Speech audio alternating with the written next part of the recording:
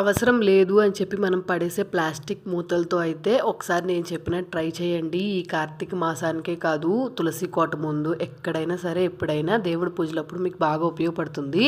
మనకి plastic boxes మీద ఇట్లాంటి మూతలు అయితే ఉంటాయి కదండి, వీటి మీద ఏదైనా మార్కర్తో కానీ పెన్తో కానీ రాసేటట్టు అయితే ఇట్లాగా డిజైన్స్ అయితే వేసుకోండి మీరు కావాల్సినట్టు.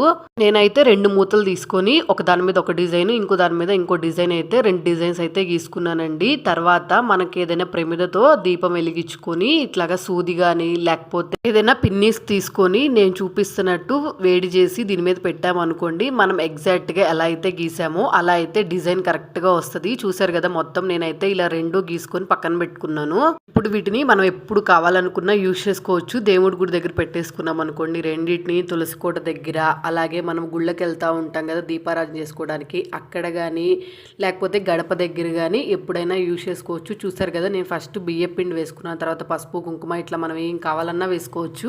మీరు కొంచెం హోల్స్ పెట్టుకునేటప్పుడు పెద్దగా ఉన్నట్టు పెట్టుకున్నాం అనుకోండి, సూది లావుగా ఉండి అప్పుడు కరెక్ట్గా డిజైన్ కనిపిస్తుంది అనమాట. చూసారు కదా ఎంత బ్యూటిఫుల్గా వచ్చినాయో. మీరు ట్రై చేయండి, ఎలా వచ్చిందో కమెంట్ చేయండి. నచ్చితే మాత్రం సబ్స్క్రైబ్ చేసుకుని వెళ్ళండి.